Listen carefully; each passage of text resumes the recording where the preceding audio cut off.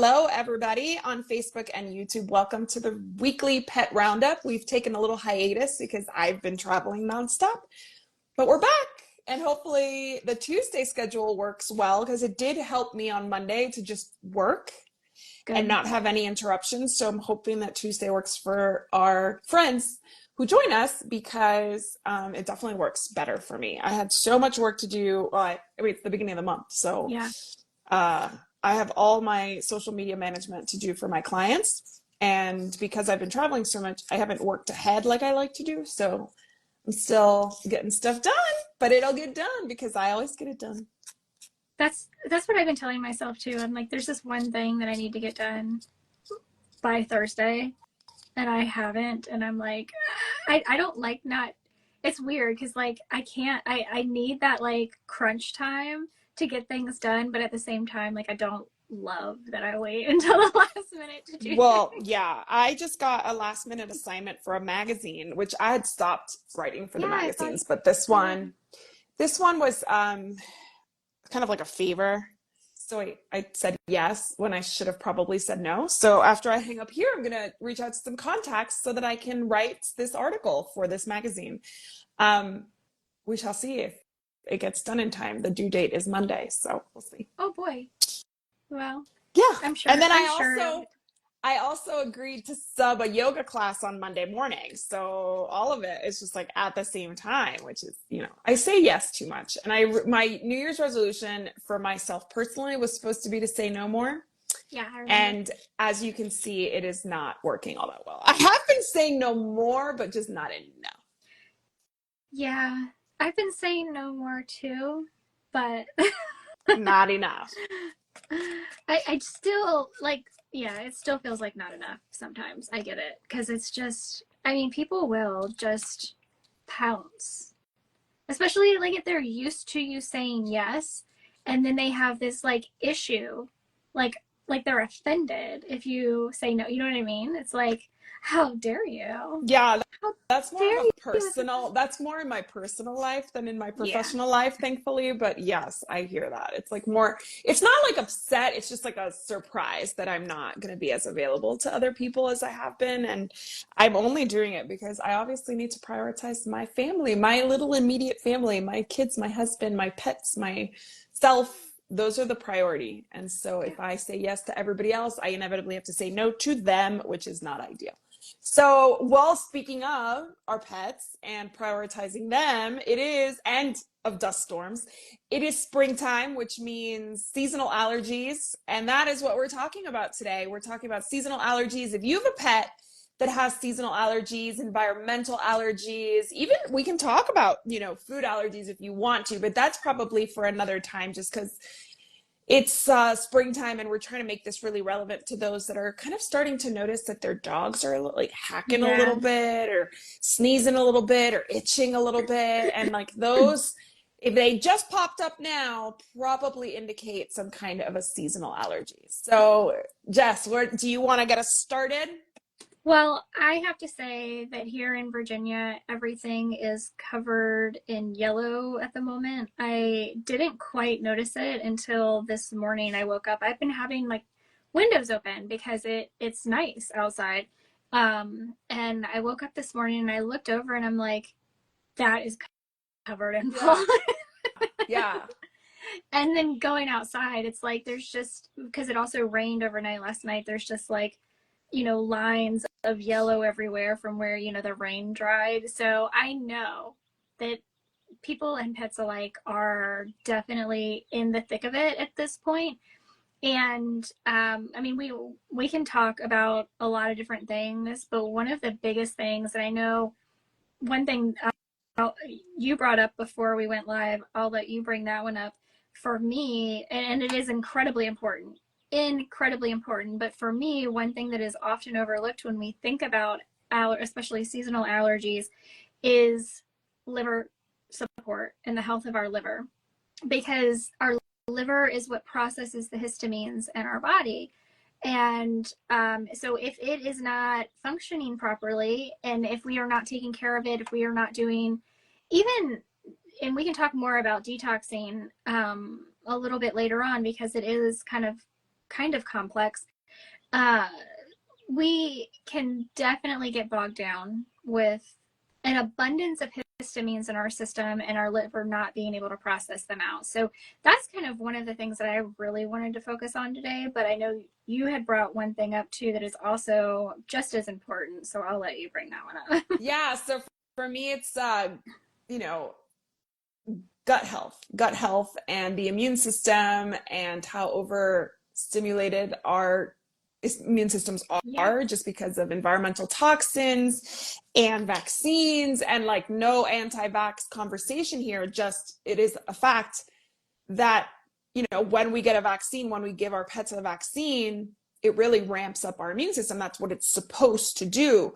But then your immune system is focused on that. Then also at some point it might be weakened a little bit. And then now we have seasonal allergies coming at us and our immune system can't handle all of it. So the gut is where the immune system kind of starts and lives. And so when our immune system is taxed, our gut is taxed, it's just not, it's a recipe for really severe symptoms. Whereas, you know, if your gut flora were healthier, if it was more balanced, it would probably not be as severe. So as a mom to a kid who has allergies, one of the things that I do the most is support his gut. I feel like it's harder for pets, I mean, for kids than it is for pets, because for kids, like all of these tests that we have are not available to kids, because like, I don't know if you've seen these allergy tests. I can't remember what it's called. I think it's Evermore or something like that. There's like a few brands that you send in, like you prick your finger, you send in a blood sample, but it's only available for people 18 and over, because what the FDA has done is basically say like a kid can't consent to this. So unless it's done in a medical office, like we can't really allow that to happen for whatever reason, right or wrong. It's just not possible. But for our pets, thankfully, we do have more access to gut testing. And those are actually quite reliable and they do give us a lot of information. And so for me, I think I sometimes wish I could just get like a fecal sample from my kid and send it to like one of these pet things, but they'll know the difference. They will know. I mean, if they're good enough at what they do, they'll know the difference. This is not a cat sample or this is not a dog sample. They will know and they will be like, well, what is happening here? So I'm not trying to call myself out like that, but I feel like I wish that we had tools like that, the human space for kids that we have for pets. And that's what's really, I think, encouraging during this conversation, is that there are tools we can use to help our pets with allergies that don't just rely on like suppressing the symptoms, because that's basically, with my kid, all I can do is either suppress symptoms with like antihistamines and things like that, or elimination diets, which are really quite difficult at this age. He's 7, because, you know, he eats at school, he has parties, he has this, he has that. And like an elimination diet is so limiting and we're so social that it's like hard. What was that? Did you hear something? Yeah, it's a muffler, I think, outside. It sounded like an airplane taking off. I was like, am I at NASA? What happened? Oh, it just went by again. Oh, okay. Oh my gosh, it sounded like an airplane. But yeah, so let's start with liver support, then we'll go into gut support, and then we'll answer questions if anybody has any. And just so you know, Jess, I cannot see any questions on if there are any, or feedback if there is any. I don't know why. No, I don't see any so far, but perfect. I can't see anything, so if you see anything, just let me know. And then we don't have any questions or comments yet on Facebook and YouTube. So let's get started with liver support. Yeah, and I'm sure, I mean, this is the first time in our new day, so I'm sure people need to get used to us being on Tuesdays instead of Mondays. But yeah, so again, like I said earlier, the liver is responsible for processing pretty much everything that goes through the body. Yes. Including histamines. And histamines are not only produced in response to environmental allergens. These are things that, like, our body produces them. They are in foods that we eat. It's not just like, oh, we only have histamines in the body when there's pollen in the air, right? Like, so this is something that our liver is doing constantly all the time, especially with different foods that we're eating. The more processed a food is, the more histamines that are in that food. So, and that doesn't necessarily mean, you know, everything highly processed is bad, because I'm talking about any processing whatsoever, including fermentation, which is incredible for our gut health and our immune system, but it does still increase the histamines in that food when we ferment it, because that's a process, a long process that happens in that food. So we are always, our bodies are always dealing with managing, ingesting, and producing histamines on a daily basis, regardless of the season. So it's not like, again, oh my gosh, the pollen is out because it's spring, and now all of a sudden, here are all the histamines. Here are more histamines Right. than what we're already used to, and our liver has to compensate for that. So if our liver is already not doing great, if it's already overloaded, if we're already not supporting it in the ways that we could possibly be supporting it, then it really is going to take that much more of a toll on us, regardless of how sensitive you are to whatever environmental allergens that may be around you. Because there are people that will move right across the Yeah. country to Yeah. another country and realize that, oh, I don't have the same horrible symptoms, because the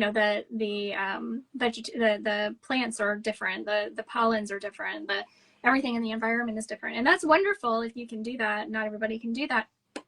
But taking care of our liver, and I think this also goes back to taking care of, our immune system, which mostly resides in our gut.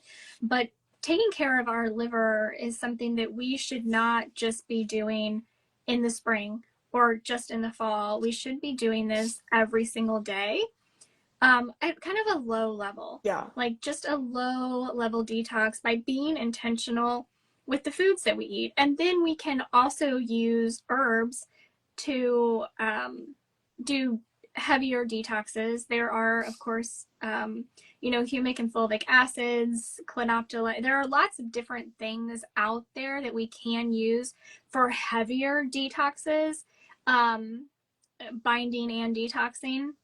Because if our liver is overloaded, a lot of times we will need to use binders to kind of bind up toxins in the body so that they are not having to be processed by the liver. If our bodies are really, really maxed out, I definitely have dogs like this where I need to use binders with them, because even the slightest detox is just too much. They can't handle it because their body is already so overloaded.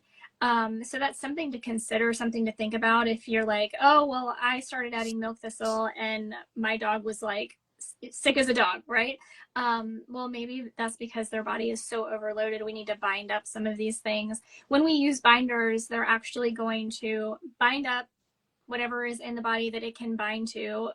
We need to use most of them away from foods so that we're not binding up the nutrients in the foods, because they literally will bind up to any and everything that it can find in the body. And instead of having it pass through the liver, we'll just either urinate it out or defecate it out.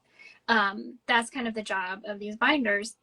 But that's for more severe cases. And honestly, I mention it because I feel like so many of us are probably in that more severe case area, because this is not something we have done before. This is, we're coming from a very allopathic mindset where we are very reactive. We are a pill for every ill. We're eating ultra processed foods all the time. And so when we're coming over to a more holistic, integrative, functional approach to health, whether that's for us, our children, or our pets, we oftentimes need a little bit of support to kind of help us through what we're doing. But when we think about what we can do on like an everyday basis, this is where plants really play a huge role in our diet, for all of the phytonutrient, what's the word I'm looking for? I don't know. All of the polyphenols that are in the rainbow of vegetation. Plants, all of the vegetables, all of the fruits that we're eating, all the different colors of foods have different polyphenols in them, and they are going to help support us antioxidant wise, as well as kind of pulsing and cleansing through the GI tract and into the liver. So when I think of liver support specifically, I am more thinking of like leafy green vegetables. So like kale, spinach, chard, but also parsley and cilantro and beets. And so like in that kind of family, and granted beets are purple, but these are the kinds of things that I'm thinking that are going to really support the liver. Also, something that most people are unaware of, but we're starting to learn about, is this really cool thing called ergothioneine, which is found in pretty much every mushroom, but in some mushrooms more than others. So if I remember correctly, oyster mushrooms actually have the most ergothioneine. And while it is an incredible supplement for pretty much every organ system in our body, it also supports the liver really, really well. So much so that when we think of traditional Chinese medicine, we think of the liver as being the window to the eyes. So dogs that have a lot of like gunk and tear stains, when we add something like oyster mushrooms, whether that's in a mushroom probiotic or we just feed these mushrooms or use supplementation for mushroom extracts, we see a lot of that clear up in the eyes because it is targeting the liver so heavily, and also pretty gently. So those are some of the things that I think about when I think of liver support, and again, that histamine, removing histamines from the body more efficiently. And I will add that some people and some pets tolerate histamine better than others. That's Yeah. actually genetic in some cases. That's why you see a lot of people with like genetic allergies, right? Like Yeah. all the men in my family, for some reason, have been the allergy kid. All, even my son. My daughter has very minimal allergies, if any. My son, allergic to cats, probably dogs, dust, grasses, trees, you name it. And all of the men in my family, we joke on my mom's side, are like bubble boys. So like a lot of it's genetic. A lot of it is that we have an intolerance to histamine that other people might not have because we're not producing certain enzymes and things like that. So like your pet may already be predisposed to some kind of an intolerance to histamine. And I do see that, we do see that genetically in like a lot of breeds, that somehow all of a sudden all these pit bulls are allergic to grass, and you're like, interesting. Or all these and it's a lot of it is poor breeding, obviously. And when you see these extremes in these breeds, it's usually due to poor breeding. They're, breeding like with like, siblings are being bred together. So what happens is that whatever ailment they have, it duplicates in their offspring. So those kinds of things are something to consider. So, I mean, if you don't know when you get a pet, if they're going to have high histamine, you do know that you can control their food, like Jessica said. So that's kind of one of those things where you accept what you get and then you work with what you can. And just so that you are aware, whomever's joining us, is, some of the good thing for pets, which is harder for us humans, is that a lot of the foods that they're supposed to eat are low histamine foods, like fresh meats, high quality meats, eggs. For us, there are a lot of things we enjoy that are high histamine foods, like alcohol, like cheese, like you said, processed foods. So like if you enjoy your, turkey sandwiches, or your processed turkey sandwich, not like a roast turkey, but if you enjoy, a chorizo or pepperoni on your pizza, wheat products, the bread, those are all tend to be high histamine. So the good news is that, for example, our cats really should be just eating foods that are species appropriate, which is like very meat heavy. That shouldn't be contributing to their allergies unless you are feeding like a really crappy food, which again, you can control. I know it's expensive. Sometimes it's hard, but the reality is when you consider the importance of a diet versus what you're going to spend at the vet, I always say spend the money up front for the diet and save yourself the money at the vet going back, because your pet is like scratching themselves silly. They have hot spots. They have diarrhea that they can't resolve. You know, they're just miserable. They have, like you said, the gunk in their eyes.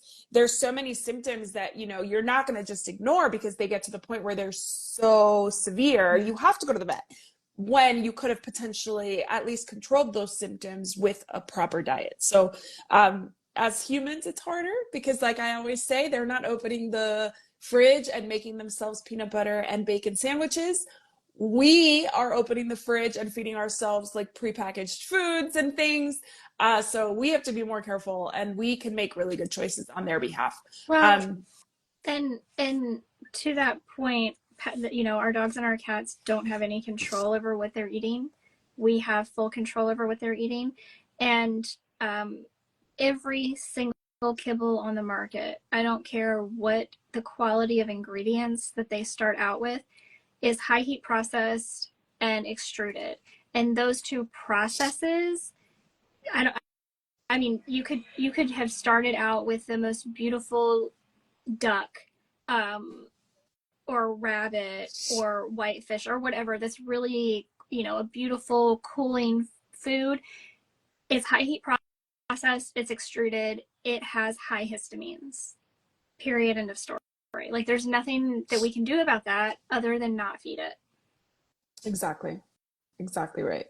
And what's the alternative is allergy meds that cause all sorts of other problems and affect the liver health, right? So we're already, the liver's taxed. We're seeing symptoms from the fact that the liver and the gut flora are just not optimal. And now we're giving them medicine that's processed through the liver that has tons of side effects. And I'm thinking like Apoquel and all these things, right? Like that they give you usually. You go into the vet. I had a dog, Radar, who I talk about a lot. He was little. He was a Pomeranian mix, and he was a retired military working dog. And he just would lick his paws all the time. Not to the point where they bled, not to the point where they were in any way uncomfortable for him, I don't think, but it was definitely there. And so a dog that is at ease isn't going to lick his paws like that. It wasn't like a grooming, it was more than that. And whenever he got groomed, he would lick and lick and lick and lick and lick to the point where it did become a hot spot. Even if his fur wasn't that short, it was like the two things he couldn't tolerate the two things. He couldn't tolerate his high histamine and a haircut. It was like it would just make the symptoms so much worse. And every time we went to the vet and talked about it, it was, here's the Apoquel. And it was never, I mean, this was, he's been gone for a couple years, and I know that I am armed with more information, and there are more products on the market that I could request or do more research. But this was maybe, let's say 5-10 years ago, when I could have asked for allergy testing, and in Louisiana and El Paso, they would have been like, we don't do that, right? Like, we don't do that. Big cities did it back then, but like where I lived, it wasn't happening. Or in the DC area, it would have been a specialist, tons of money. And, you know, you get scared. You say, I'm not, you know, I mean, he's fine. I mean, he's just licking a little bit, but I can't afford $1,000 visit to a specialty, you know, a specialist, just for them to tell me that now I need to go on some like homemade diet that I don't have time to make. So it's like, we all think of like the worst case scenario.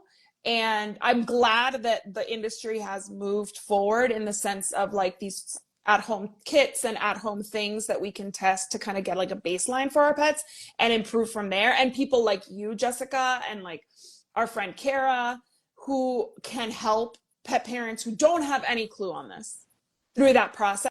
because like I would love to have somebody help me with my kid in the same way, right? Like where we could do like heavy metal testing from his hair and all that stuff. But like I haven't found anybody, not locally, not anywhere near me, that's willing to do that on a kid. And if they do, it's so expensive. It's untouchable. So it's like one of those things where you're like damned if you do, damned if you Parsley don't. Pet. Parsley Pet. I think you can do humans through Parsley Pet. Really? Yeah. Or am I supposed to pretend that it's not human? Am I supposed to No, say it's Kira and send my kids hair? No, it's the HTMA, and I think they. I'm almost positive that they also do. Maybe they would do yours because they know you, but No. I don't know that they're just gonna I'm do. pretty sure.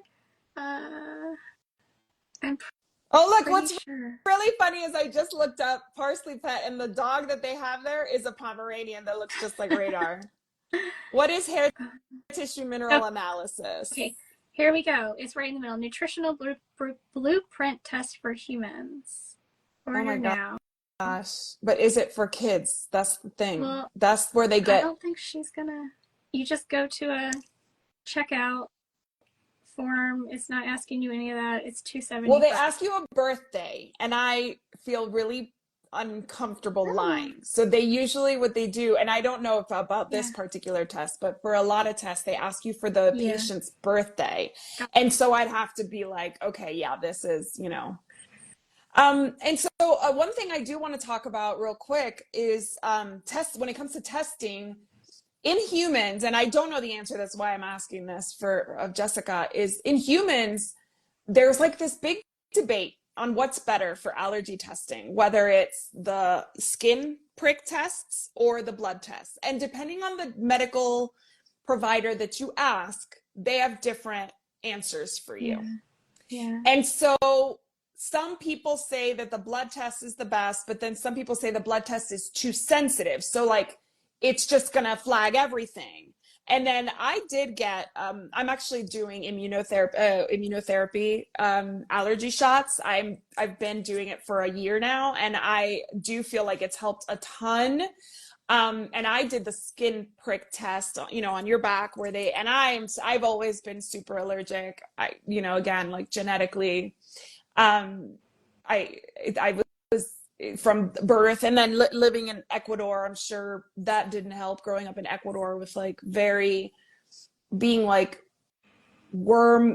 dewormed like constantly and being given antibiotics constantly. That probably didn't help. I mean, when you are born in a developing nation, medicine is kind of thrown at you just in case, because it's somewhat dangerous to live there, to exist there.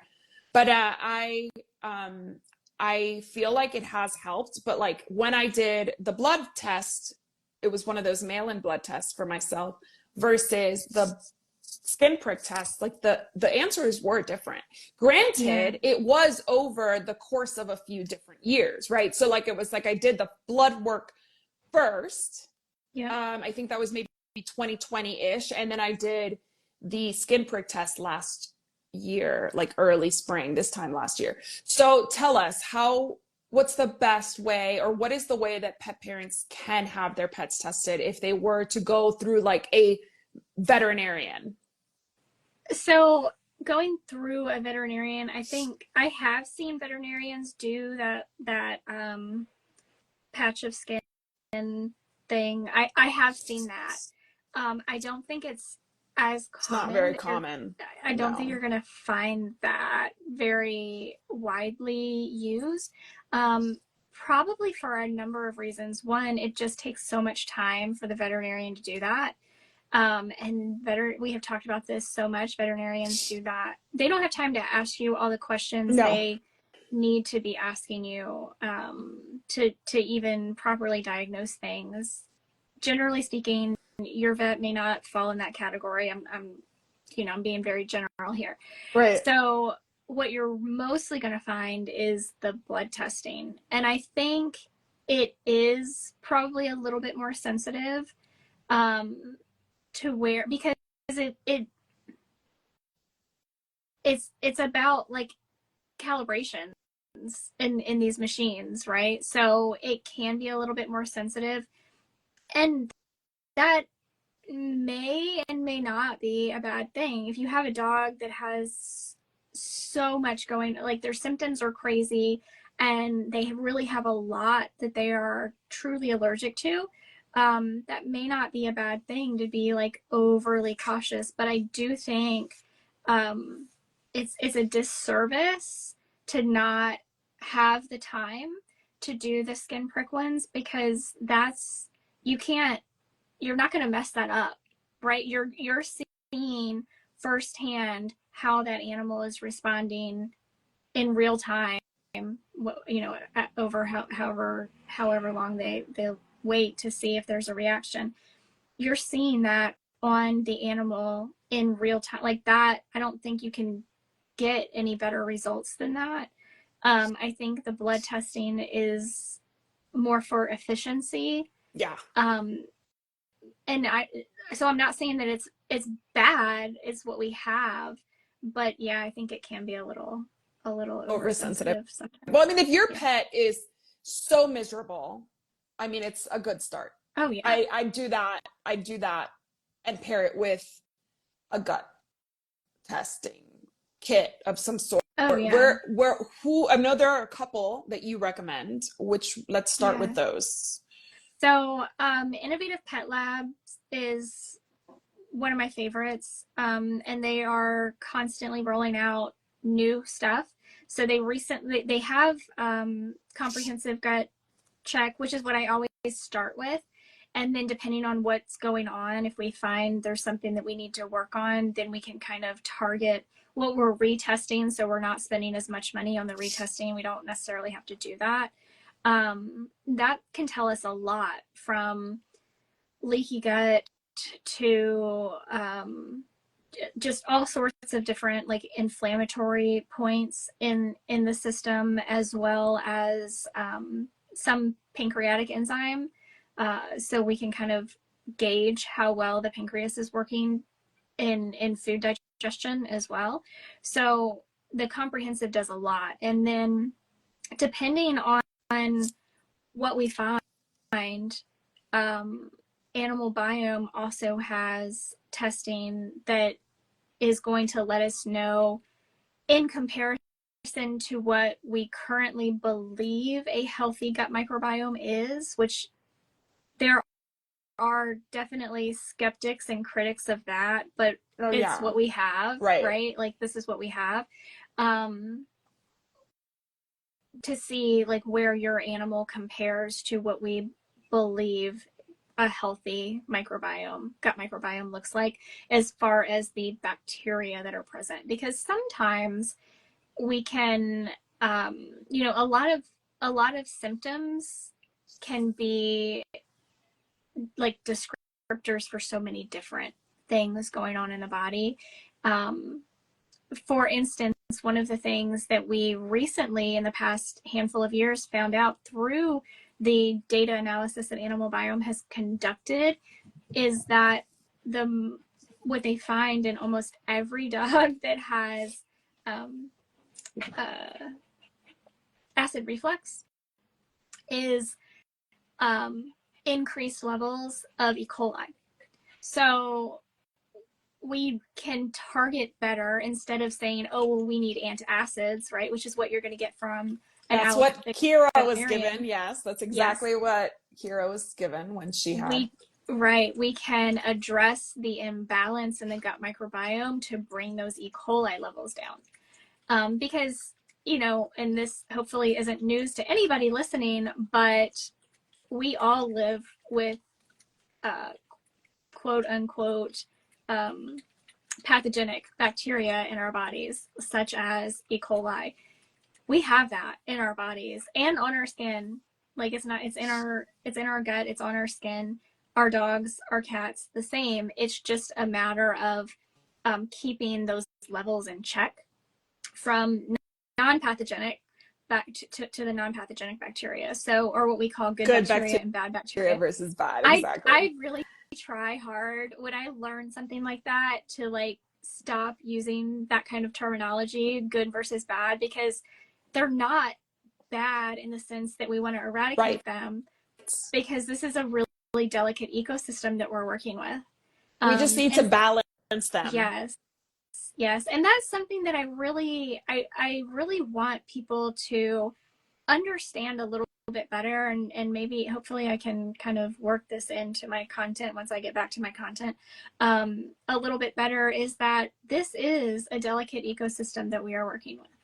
And so it might be like we have this mindset of like, again, a pill for every ill, and like, this is going wrong with my pet and I want to stop it. And we do this with behavior a lot too. And it's like, no, it's not about stopping the behavior. It's about what we want our dog to do instead, what we want that gut microbiome to look like instead, versus trying to kill off all the E. coli. Right. That's not a real world like scenario. That's not going to happen, right? Yeah. We're not going to be healthy and kill off all the E. coli.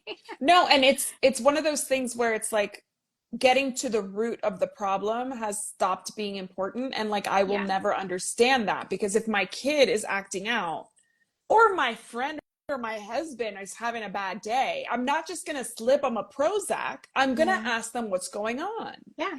Right? Like, that is to me like the most basic thing. And when it comes to the gut, because science is, I'm giving you permission when you see me to slip me a Prozac. Give you a Prozac? Noted. A Prozac. Noted. I will give you a Prozac. I'd have to steal them from my husband and my child, but yes, we're a Prozac family over here. Nothing wrong with slipping a little something to manage your anxiety. But the reality is, like, I feel like that makes perfect sense to us, right? Like, that we would not just slip somebody like a tranquilizer when they're having a bad day. But when we go to the doctor and we're saying we're itching, they're just slipping us a tranquilizer for the itchiness. Yeah. And it's like, we're not getting to the why is it itching. And it's so frustrating because it's just become the most common thing to do. And like, as consumers, most consumers are just fine with it. Like, my family and I couldn't be more different when it comes to that. Like, I'm the type to ask questions to figure out what the cause is. I want to find out how we can fix it from the root, not like just make it go away for a second and then it just comes back rearing its ugly head again. But my family is like super cool with being like, oh yeah, the pill fixed it.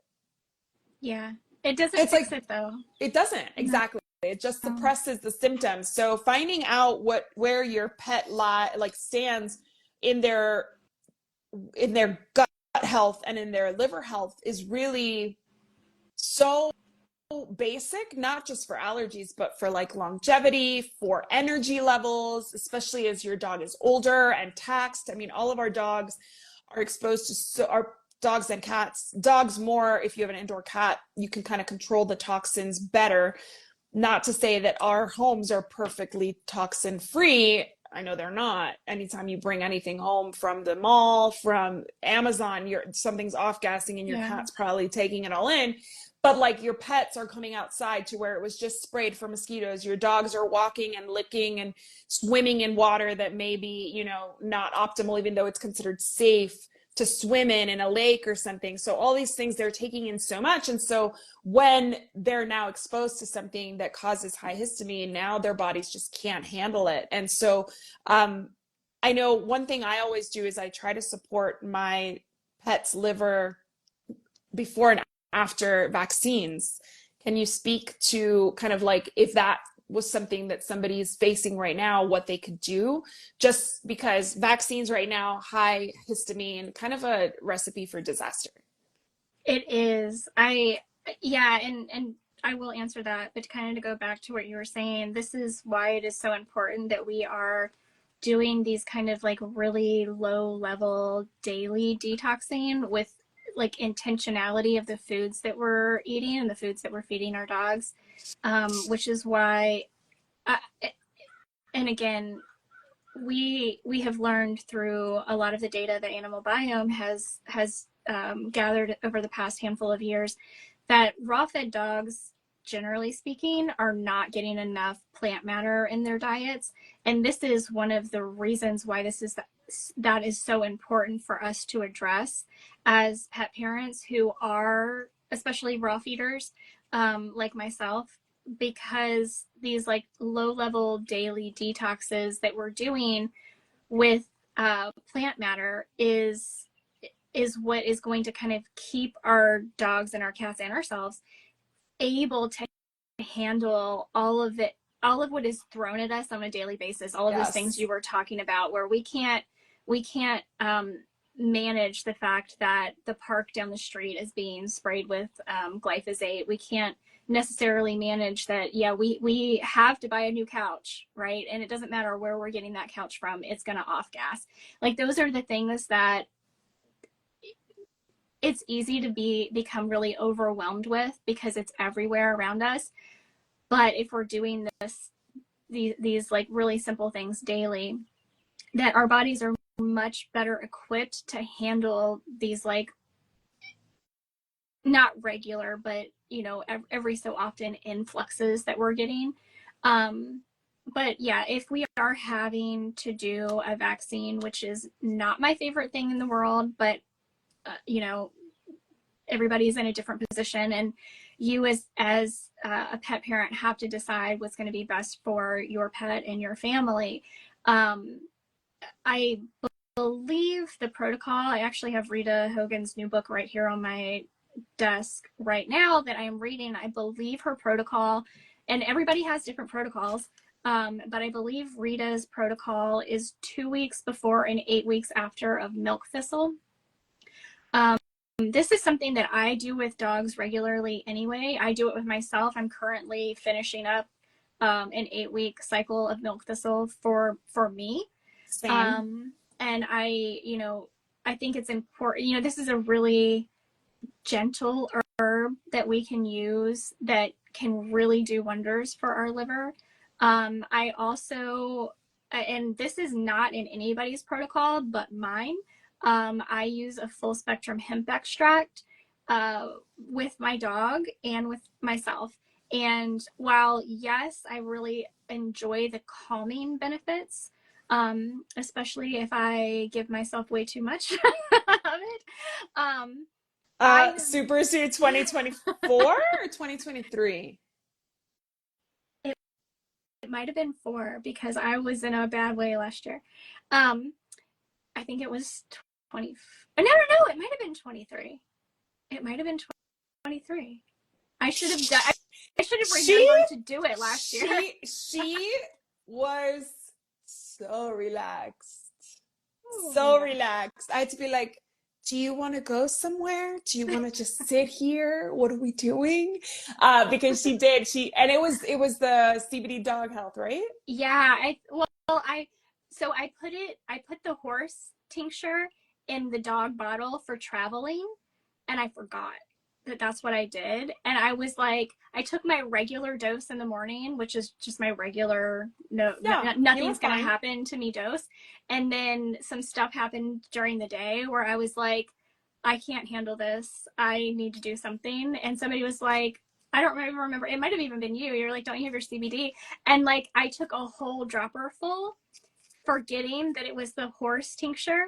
So I wound up with like, I don't know, over 100 milligrams that day. But I will say that you obviously took too much, but it's not like you were sick. No. You weren't, no. You weren't like acting a fool. You were just so relaxed. Yeah. Which obviously I don't know. I'll never reach that level of relaxed, I don't think. But maybe I'll try it at Super Zoo this year. I'll get myself some horse CBD. And so for those who are not familiar with Rita Hogan, Rita is a canine herbalist, and she just came out with a book. Actually, speaking about Super Zoo, she's doing a book tour, but she's going to be at Super Zoo doing a book tour or 2 or signings there. And her book is called The Herbal Dog. Holistic canine herbalism. So it's very much anticipated. She is the leader in canine herbalism in the industry. And so we've all been looking forward to her book. So if you're looking to do some kind of things with your pets that start with DIY remedy stuff at home, this is a great book for you. I'm going to get mine signed. Yeah. Yes, I am too. But I think in July, because she's going to be here in July too, when you come for the summit, the nautical Yeah. dog. Um, Yes, I'm going to Yorktown, or not Yorktown. Well, I'm going to be in Yorktown too, but I'm going to be in Williamsburg with Jessica. Jessica, tell us about that event real quick. so it is the third annual The More You Know Pet Wellness Summit hosted by the Nautical Dog. My beautiful, beautiful friend Amanda, who I was lucky enough to have lunch with her on Friday, actually. She has had this indie pet store for 19 years, so she's kind of OG in the healthy pet space. And this is her third year putting on the event, and it is like the event on the East Coast, which is pretty incredible. She kind of shot it out of the park the very first year and has been trying to figure out how to one up it every year since.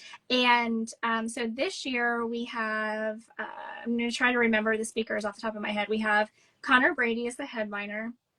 Amy Renz is speaking. Susan Yay. Thixton is speaking. Rita Yay. Hogan is speaking. And I believe Dr. Katie Kangas is speaking as well. So it's going to be super fun, very informative. And I mean, I say this this is the season coming up in the summer that I look forward to every year because I feel like these are my people, Yeah. right? And like we don't get to see each other except when events like these are going on.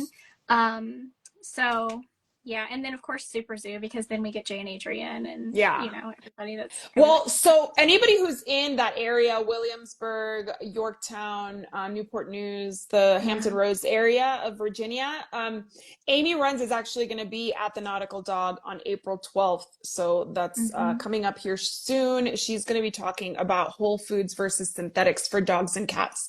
And that is a free event at the Nautical Dog. So you can reserve a spot still.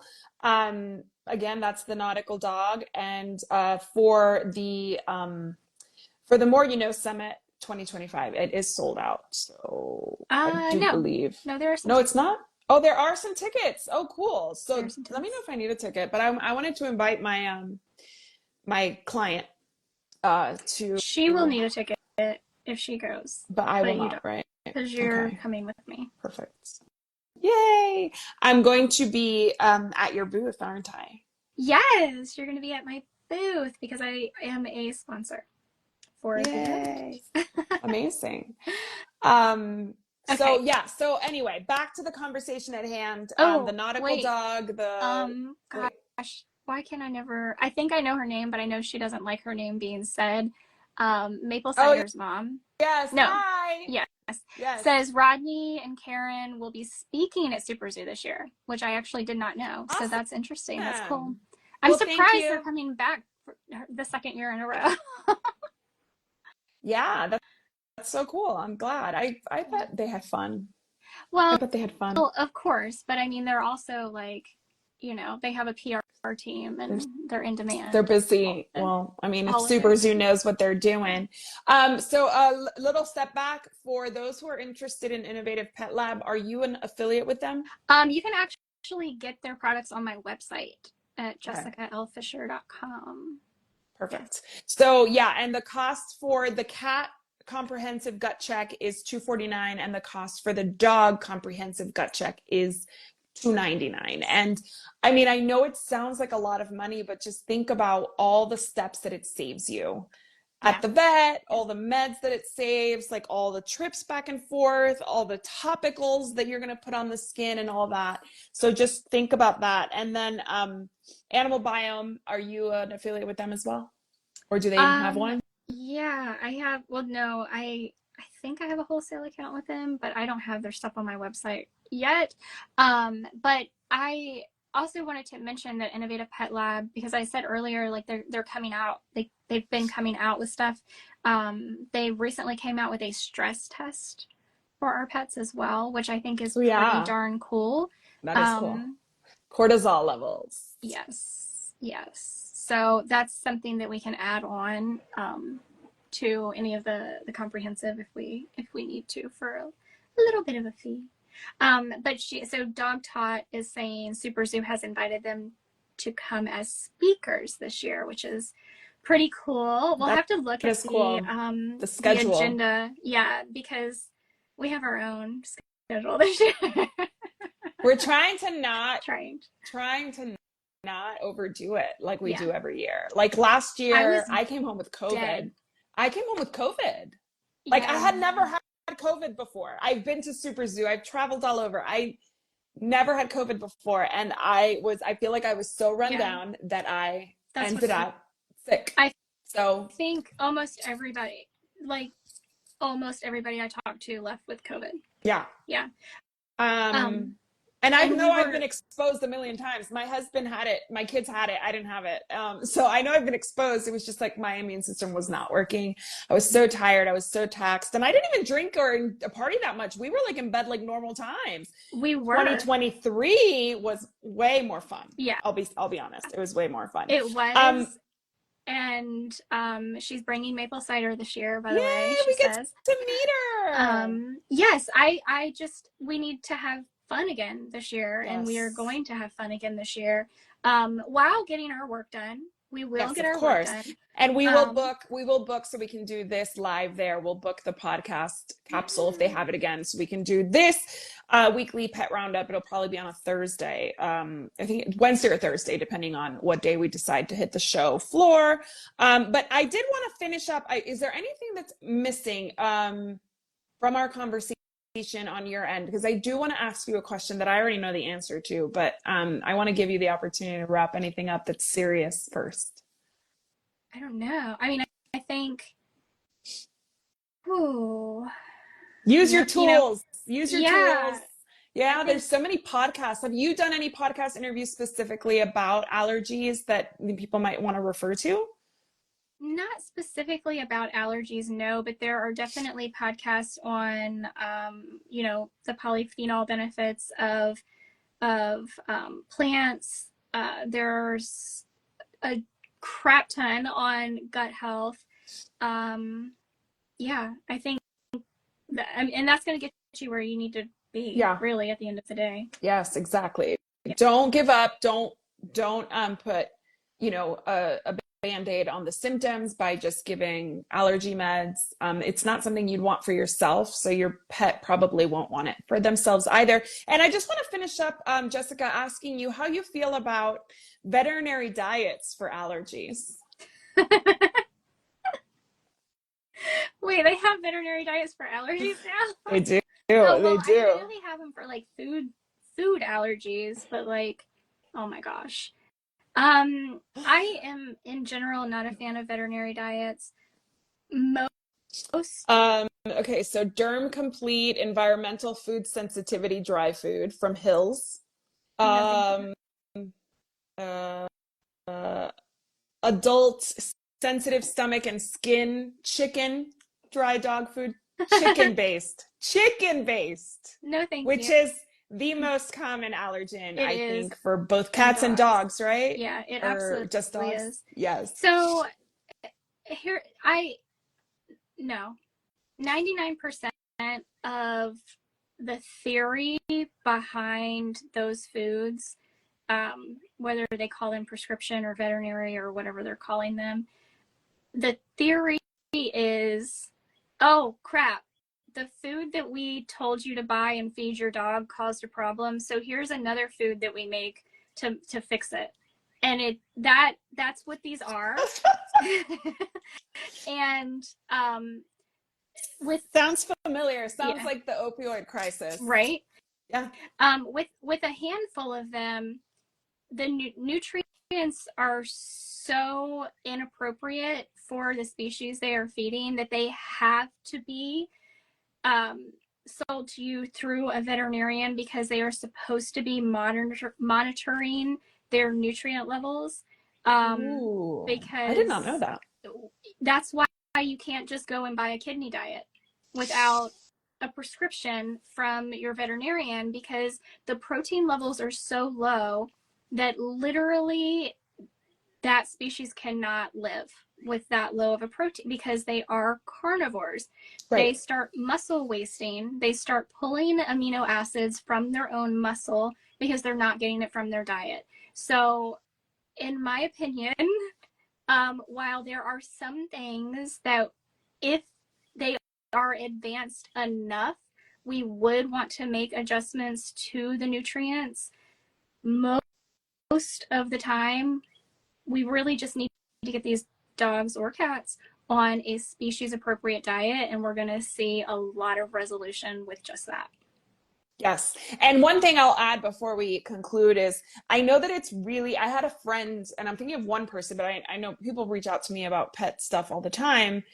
I had one friend whose dog was miserable, miserable, miserable, miserable. Skin allergies. It's a Frenchie, I believe. So, Oh, yeah. I don't know about the breeding and where they got the dog. And, Frenchies are probably the most misbred, poorly bred dog right now, species, breed right now. So it is really tough when I see somebody's like getting one, maybe not informed, and then they have all these issues with them. And that's why puppy mills are so dangerous, because you not only spend a ton of money on a dog that's not up to par, but you also have to deal with the consequences of that for the remainder of their life, which could be short, could be long, we don't know. So she reached out to me, and she, asked me, and I referred her to you and Kara. I think first and foremost, we need to look at the diet. First and foremost, we need to look at the gut. First and foremost, we need to look at like just organ function and things like that. And I get so frustrated because from what I know, I don't believe that they reached out to either one of you guys. And I know that these people are really great pet parents, but I think something stops us from pulling the trigger on doing something that's not what our vet has historically said. And I do believe that it takes some gumption and it takes some courage to kind of go against the grain. I recognize that, but I assure you that you will, one, not be hurting your pet by looking at these things. You're not going to hurt them because a fecal test or, a swab of some sort is not going to hurt them in any way. And then it's going to arm you with information. So if it doesn't get resolved, you're out $300, which you would have been out $300 at the vet. So now you're breaking even basically. Cause with you, when you go just to see the vet and just to get the Apoquel, you're out $300 minimum. Yeah. So you're breaking even at best, at worst, breaking even, I guess. And at best, you're getting an answer. So I challenge those who are really struggling to just like contact somebody like Jessica or contact somebody like Kara or contact, anybody. It's not because I know Jessica and I love her and she's one of my best friends, but like, I know something's stopping you from doing that. But like, these people are not out to get you. These people are not out to steal your money. I'm sure you offer a consultation where you can discuss things without a huge investment. I encourage you to think outside the box because you have to be the advocate for your pet. And if you see your pet is miserable, you see your pet is licking, you see your pet has open sores on their skin, their eyes are gooey and disgusting and like all these things, that's just what you see. You're not getting what they're feeling because they can't tell you. So advocate for them. Challenge the preconceived notions of what it's like to potentially feed something you're not used to feeding. Really do what's best for your pet, even if it is a little more expensive, just because I promise you that most of the people who are on this side have been where you are. And the reason we're so passionate about these other modalities and these other approaches is because we have seen the difference that they can make. And like, I'm just one of millions of people who will tell you, if you go to like any of these natural groups, natural pet groups on Facebook, or if you follow Jessica or Kim Gauthier or any of these people, or oh my gosh, what's his name? Raw Feeding 101. Why is his name escaping me right now? Well, he sold it to somebody. And I don't know that person. Well, he is the reason I'm using his name. Why can't I remember his name? He's a great guy. Scott something. Scott J. Marshall. Scott J. Marshall. Yes. So Scott, the reason everybody gets into these things is because they're where you are. Like, it's because their pet showed up with something really, really rough and really hard to deal with, and something that the vet couldn't address, or the vet kept giving meds for, and they knew that there was a better way. So like, use your resources, don't be scared, and don't just assume that it's going to cost you a fortune. Like, I promise you, what these people are charging is not enough for what Oh they should be gosh, charging. no, That's the it first isn't. thing. Like, it's not enough. They're paying for all these certifications to learn what they're teaching you or sharing with you, and they're not charging enough. I guarantee you, you're probably more likely to go broke at the vet than you are working with somebody like Jessica or Kara, or buying these kits that we're talking about. Just think outside the box. I can't say it enough. Like, Yeah. if you know, the definition of insanity is doing the same thing over and over again and expecting different results. And like, I see so many pet parents falling in that trap, and it just breaks my heart for the pet mostly. Yeah, well, what I have realized is that when we just blindly listen to whatever our veterinarian says to do and nothing is getting better, but we just keep listening to them, it's a very disempowering place to be. And my goal whenever I'm working with somebody is to empower them, to be their pet's advocate, and to actually help their pet thrive. And and and the truth is that that leap is scary, to go from I have this professional that I trust implicitly to, oh my gosh, this is my responsibility now. Like, that's a scary leap, Yeah. but it's totally possible. And I think that's why it's also important to utilize, and again, not just myself, somebody like Kara or another, nutritionist and pet health coach. It is very, like, they're going to help you feel empowered. They're going to Yeah. help you understand the why to what we're doing, to what, because I'm never sitting here, I will never talk to somebody like a veterinarian will talk to me saying, this is what you need to do or you're going to kill your dog, right? Like, veterinarians have, not just to me, I countless number of people have posted that that's happened to them, right? It's happened to me where a veterinarian, in fact, recently I had a veterinarian try to tell me that everything I was doing with my dog is wrong. And I will never talk to somebody like that, because that doesn't help you learn anything. And that's my goal, is for you to understand, like, the why behind what we're doing, so that you really do feel empowered, and you can actually take that information and, like, work with every dog you have go Down the moving line. forward. Exactly. Yeah, Exactly. yeah. Well, and this applies to all the whole medical Mm-hmm. community. I think it's, it is, there's a right way to do things, right? There's a standard in the medical community, and that's totally cool. That's like, obviously your doctors, they shouldn't be giving you. Yeah. Your dog, your veterinarian's not going to go rogue either and be like, yeah, F vaccines. Like, they'd lose their license if they did something like that, right? So understanding where they're coming from and their training and their licensing and what the standards they're held to are not the only option is always a really great place to be. Like, for me, for my kids go to their annual checkup every year. We decline certain things every year.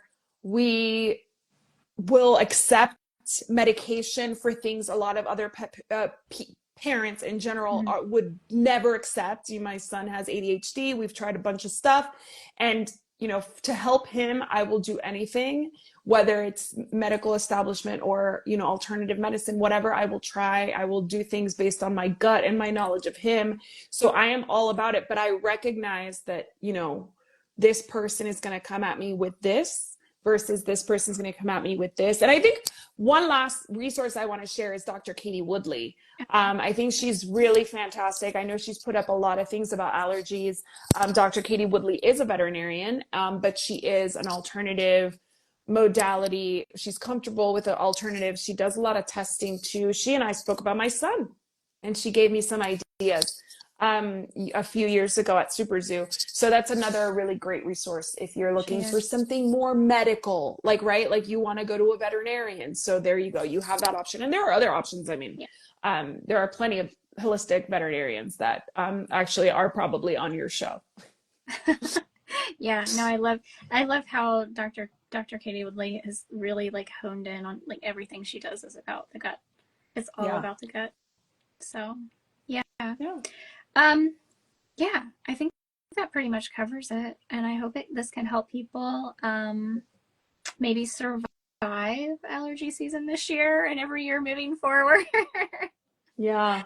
The tree outside my house is waving around like crazy. Like so crazy. And the other tree next to it is just now blooming. And we have a sandstorm, so you like literally it's so windy here that the sand from the desert gets picked up and thrown all over the place. And my son has a cough, and I'm like, well, it could be a virus. It just could be the environment. Yeah. Like it could just be how miserable it is here. We have a little enclosed patio and you can't be out there. Like everything is covered in dust, everything is covered in dirt and sand, and it is so dry, and it's so like my skin was itching yesterday, and I think a lot of it has to do with the environment. So before you start medicating on random things, also take a look at what might be coming around, because we're still kind of in like flu, COVID season and allergy season all at the same time, depending on where you are. What's the temperature like in Hampton Roads area? Yesterday it was like 80, and Nice. it rained, it thunderstormed overnight, so I think it was like 60-ish. Okay, so you guys today. are similar temperatures to us right now. We're about there right now. We were 55 this morning when we woke up, and my daughter wanted to put on hot shorts. Like she likes to wear like her Daisy Dukes, which is a whole other conversation. And I had to be like, no, we're wearing pants because it's still 55 degrees. She's ready for summer. She's a gymnast. She thinks she's a gymnast, so that's why the hot pants. But yeah, so just make sure that you're taking care of both your immune system, your allergies, supporting yourself, rinsing off all that yuck, and getting your dogs bathed. If you're in a situation where it's really nasty out, that might something to help. Yeah, wipe their paws when they come in. Yeah. I mean, I think that's something we should be doing anyway, but certainly. Especially if they get in your bed. Now that's another conversation, but that you really want them to get a bath every, regularly. A lot of us let it go too far. My dog gets a bath. Mobile vet comes every month, once a month, no exceptions. And she probably could use a bath every 2 weeks because she gets so nasty outside. She rolls around in the dirt, and then she's bringing all of that in. So, it is what it is. It's part of pet ownership, pet parenting. We're sharing our lives with our pets. We hope you have a great week. Thank you guys for joining us. This will be on the feed on the Pet Parenting Reset. And this week I am interviewing on Thursday, 3 p.m. Mountain Standard Time, so 5 p.m. Eastern. I have a guest, Erin, who's promoting a really fun pet contest. So join me for some drinks, a happy hour, some conversation.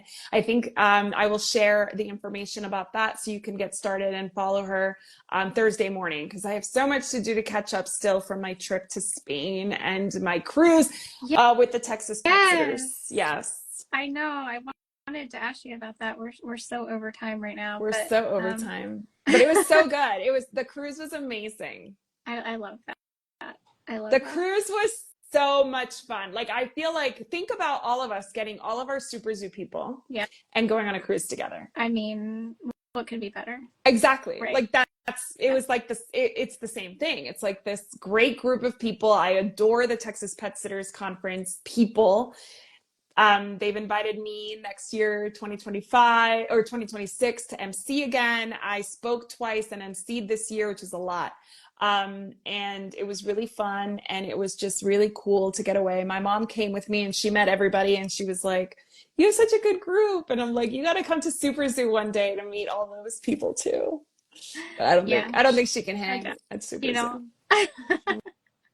Well, I'm glad that she went with you and had a blast. And I know it's not a cruise next year, but hopefully I'll get to hang out with you guys next year. So. Yes, exactly. And my goal is my hope is that we all end up there. And next year's Texas Pet Sitters Conference, for those that are in the pet sitting industry, is in Austin, and it is open to pet sitters from all over the world. You do not have to be from Texas to attend. A lot of our members that attend every year are from Virginia, Connecticut, lots of Californians. We've had people from Canada in the past. We even had a speaker from Ireland. last year, I think it was. So yeah, it'll be really fun. And yeah, and then Spain was crazy too. Spain is fun. I can't wait to go back. But the tickets are too expensive. Aww. So anyway. I was looking at flights today and I was like shocked. I was like, what? Okay. Well, I spent $500 and some to get to Williamsburg, but I am flying into Norfolk. Yeah. Yeah, it's usually cheaper there than Newport News. That's yeah. I'm I gonna do Southwest, so I was like, Southwest doesn't even fly into Newport News, I don't think. So I just went with that. Yeah. But yeah, it's getting expensive, guys. It is. Hang in there. All right. We hope to see you next week. We're doing it Tuesdays again. It's 3 p.m. Mountain Standard Time, 4 p.m. Central, 5 p.m. Now that you're on 5 p.m. Eastern. Yes. Yes. So we will see you then, guys. Thanks again for joining us. Bye. Bye.